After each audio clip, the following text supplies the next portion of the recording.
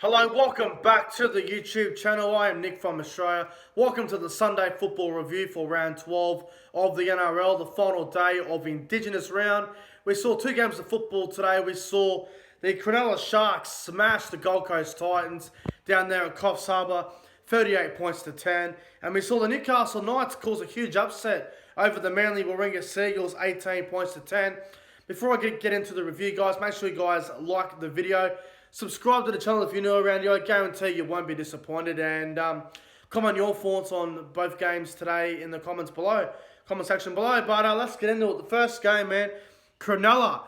Oh, yeah, they absolutely dominated the Gold Coast down there at Coffs Harbour. And I enjoyed every minute of it, as you guys would know. But we'll go through the game. And the game started off very well for the Gold Coast. A try in the 4th minute to Brian Kelly off a nice grubber kick from Tanner Boyd. The Gold Coast got out to a 6-0 lead early on. And then in the 7th minute, a try to Jesse Ramian. And then the Sharks will level the score there at 6-all. And then in the 11th minute, there was 3 set restarts in a row for the Sharks. And they were on the goal line. And Tino for Sua Malawi, he ends up going to the sin bin. So the Titans are down to 12 men for 10 minutes, and then in the 12th minute, obviously a minute later, the Sharks decided to go for the penalty goal. Cronulla 8 points to 6 lead over the Gold Coast, and then a try there in the 16th minute to Ronaldo Mulatalo making his return. He had a good game. He scored a try. Sharks 14-6 after 16 minutes, and then in the 22nd minute, Will Chambers went to the sin bin then for a a high tackle on. It was a high tackle on Connor Tracy up at home. Who was the tackle on? It was on. I can't remember who it was on. It was on someone, and then. But the thing is, it wasn't even a high tackle. It came off the ball. So, over the weekend, there was a lot of those ones that Will Chambers did, and they weren't even sin bins. So, the consistency isn't there with that. So I thought that was ridiculous. Chambers goes to the sin bin, and then the Sharks are down to 12 men, but they still find a way to score a try. It just proves how bad the Gold Coast defence is. A try to Ronaldo Mulatalo in the 26th minute. Sharks lead 26-6. They are on, 20 points to 6. Sharks on fire.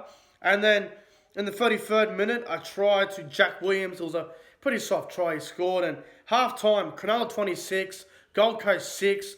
The Gold Coast were in all sorts, man. Justin Holbrook, he looked so lost out there. David Fafita was extremely disappointing. He had a really quiet day. He was shocking.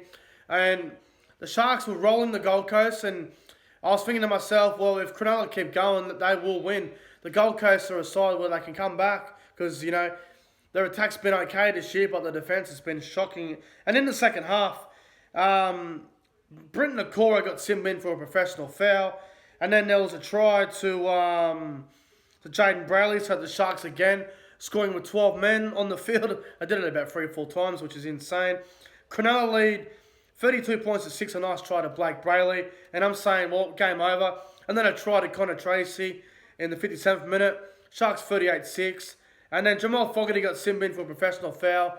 He was running back on side, and I think it was Wade Graham that threw the pass. And he threw it at Fogarty deliberately. He was still trying to get back on side. And it might be a bit of a tough call there, but, it is what it is. And then there was a try with 2 minutes to go to Kevin Proctor. And full time, the Sharks win 38 points to 10. I guess the other big news about the game is AJ Brimson's got a little bit of an injury, so we'll hopefully see how that plans out. Hopefully it's not a serious injury, because I think Queensland will need Brimo for Origin at this stage. They probably will need him. But, I'm just going to say about the Gold Coast. What is going on with the Gold Coast? Honestly, at the start of the year, they were looking all right. And at the moment, they look really filthy. They look disgusting. They look ordinary. I thought they were really, really disappointing today. And the Sharks, they absolutely bashed them. I thought they were great. Some of their great players. Jesse Ramian had a great game. Will Kennedy was great. Mulatalo was fantastic. Sean Johnson, in his 12th game, he was brilliant. I thought Matt Moylan played really well at 5'8". Blake Brayley, a dummy half.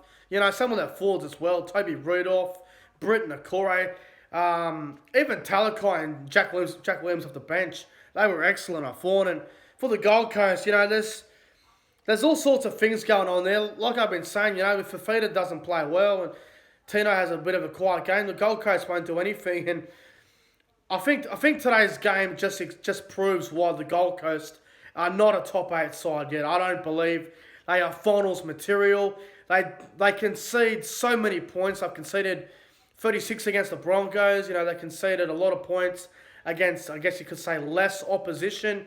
28 against the West Tigers in a game they did win. And I don't know, man. The Gold Coast defence needs to be fixed. And well done to the Sharks today on embarrassing the Gold Coast. Down there at Coffs Harbour, it looked like a great time at Coffs Harbour. The ground looked excellent. The crowd was great, and it really did look like a great day at Coffs Harbour. So well done to everyone involved down there. But my top 3 players on ground for this game, for the Sharks and the Titans. Number 3, I'm going to go with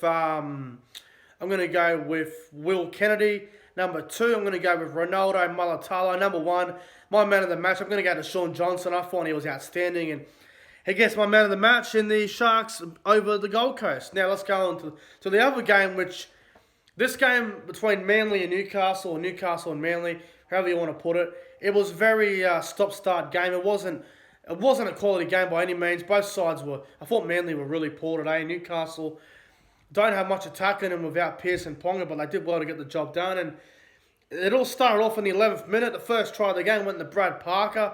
Good start for Manly.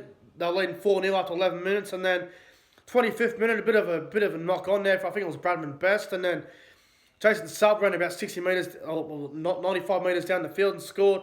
Manly 10-0, and I'm thinking, right, well, this is where Newcastle will get beat by 40. And in the 32nd minute, I think that this is where the game changed. Sean Keppie, absolute clown.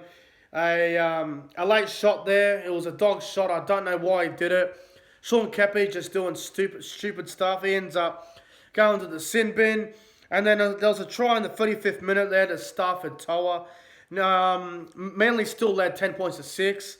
And then there was a try to Sawasa Sue right on half-time, which really sucked the life out of Manly. And at half-time, Newcastle 12, Manly 10. And, Newcastle in the last 5 minutes of that first half, they really took advantage of the Seagulls. That Sean Keppie was gone to the bin.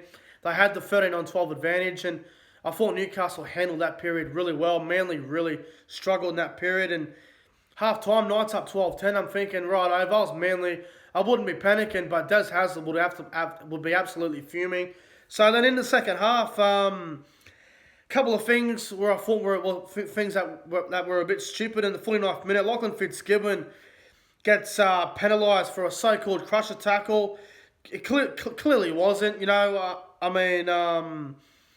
Lachlan Fitzgibbon, he backed into the tackle. I don't understand how it's a crusher tackle. He backed into it himself. So tough call there against Manly. And then in the 58th minute, Martin Tapau goes to the sin bin for a so-called high tackle on Saifidi. But there's been those high tackles over the weekend, and they haven't been Simmons. They've just been on reports. So, like I said before in the Sharks-Titans game, the consistency with the high tackle and the sin bin, it's not good, and it's really turning fans off the game at the moment. So, hopefully the NRL can fix that. Well, I doubt it, but hopefully they can fix that up. And then in the 76th minute, some big news to Tyson Vassell. He went off. It looked like a bit like a hamstring problem or an ankle, but hopefully it's nothing too serious. And 2 minutes to go. Daniel Saifidi just sort of barges through a gap and scores this try to seal the deal. And the Newcastle Knights, they get the win.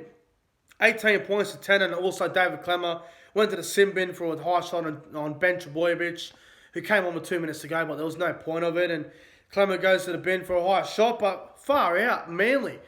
They were really off their game today. I thought they were really disappointing. I thought they were really slow around the ruck. I thought the Newcastle Knights forward pack really bashed them. I thought Newcastle's forward pack was outstanding. I thought Clemmer and Saifidi and Barnett and Frizzell were brilliant tonight.